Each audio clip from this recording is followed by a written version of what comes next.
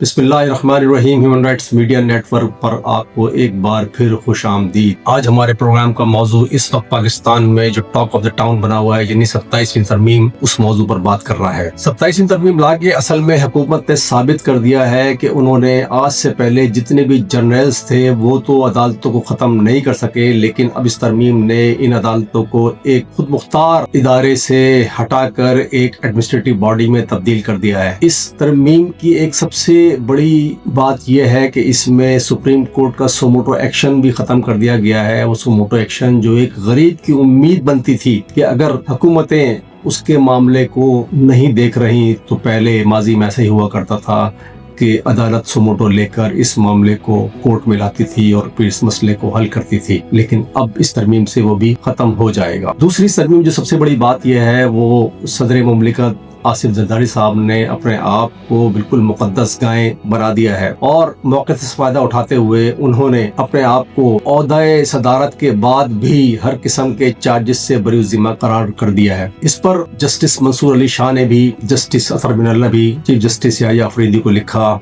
कि इस मामले में अदलिया का खामोश रहना इंतहाई तबाहकुन साबित हो सकता है। पाकिस्तान के सबसे बड़े मुफ्ती तकी उस्मानी ने भी इस हवाले से एक वाज़ेह हकीकत बयान कर दी है कि इस्लाम में किसी भी ऐसे शख्स को इम्यूनिटी नहीं दी जा सकती जो किसी भी ओहदे पर फाइज हो। जो इस्लाम में एक आम आदमी का हक है वही सदर का भी होगा, वही वजीर आज़म का भी होगा। अगर उन्होंने जराइम किए होंगे, उन्होंने करप्शन की होगी, तो उसके लिए उनको कटहरे में खड़ा होना पड़ेगा। होना तो ये चाहिए था कि सदर मुमलिकत अपने इस ओहदे से फारिग होके जो उन पर इल्जामात हैं उसको अदालत में फेस करते और अदालत से अपने आप को बरी जिम्मा कराते, लेकिन इस तरह तरमीम के जरिए अपने आप को बरी जिम्मा करवाना वो इंतहाई तकलीफ दे बात है। इसने अवाम के दिलों में मजीद छुरियां लगाई हैं। चलते हैं अपने प्रोग्राम की तरफ। पाकिस्तान का आइन व कानून, इन्ना लिल्लाहि व इन्ना इलैहि राजिऊन। 27वीं आईनी तरमीम। ये तरमीम चंद सफ़ात की तब्दीली नहीं, यह आइन पाकिस्तान की रूह पर एक कारी ज़र्ब है।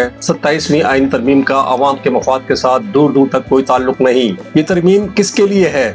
अवाम के लिए या इस मुल्क की अशराफिया के लिए? इस तरमीम के तहत एक नया ताकतवर ओहदा चीफ ऑफ डिफेंस फोर्सेस के नाम से तख्लीक किया गया। एक ऐसा ओहदा जिसके इख्तियारात पहले कभी पाकिस्तान के किसी अस्करी सरबराह हासिल नहीं हुए थे। ये तरमीम आर्मी चीफ के इख्तियारात को एक सुपर कमांड की शक्ल में बदल देती है। अदलिया पर हमला, सुप्रीम कोर्ट की तौहीन। हमें सबसे ज्यादा तशवीश इस बात पर है कि इस तरमीम ने अदलिया को टुकड़ों में बांटने, कमजोर करने और कंट्रोल करने की खुली कोशिश की है। इस तरमीम ने सुप्रीम कोर्ट के इख्तियारात महदूद किए, सोमोटो की आजाद ताकत खत्म कर दी, आईनी मुकदमात को नए काबिल कंट्रोल कॉन्स्टिट्यूशनल कोर्ट के हवाले करने की शिक रखी, जजेस की तकर्रियों पर एग्जीक्यूटिव का इख्तियार बढ़ाया और जजेस के तबादलों का इख्तियार सियासी हाथों में दे दिया। ये सीधा सीधा अदलिया को हुकूमती गुलाम बनाने की कोशिश है। इस तरमीम का सबसे खतरनाक पहलू वो आईनी मुआफी है जो मखसूस शख्सियात को, आमतौर पर अस्करी क़यादत को उम्र भर के लिए इस्तिस्ना देती है। आइन का असूल है तमाम शहरी कानून के सामने बराबर हैं, लेकिन 27वीं तरमीम कहती है नहीं, कुछ लोग कानून से ऊपर हैं। आज पाकिस्तान की सियासत पे सबसे बड़ा सानहा यह है कि आसिफ अली जरदारी जैसे शख्स जिन पर खरबों रुपए की करप्शन के मुकदमात, टॉर्चर सेल चलाने, तावान, जाली बैंक अकाउंट्स, कत्ल की साजिश और बेशुमार संगीन इल्जामात दहाइयों से अदालतों में ज़ेर समाअत हैं, वो इस मुल्क की तकदीर के फैसले कर रहे हैं। ये भी हकीकत है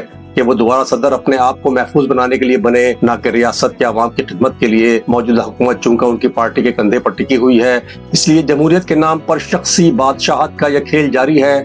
जरदारी ने इसी कमजोरी और सियासी ब्लैकमेलिंग से भरपूर फायदा उठाया और 27वीं तरमीम के अंदर अपने लिए ताहियात इस्तिस्ना हासिल कर लिया। ये तरमीम पाकिस्तान के इदारों को मजबूत करने नहीं, बल्कि एक फर्द को हमेशा के लिए कानून से बालातर करने की बदतरीन मिसाल बन चुकी है, जो रियासत पाकिस्तान की कानूनी, अदालती और इखलाकी बुनियादों को हिला देने के मुतरादिफ है।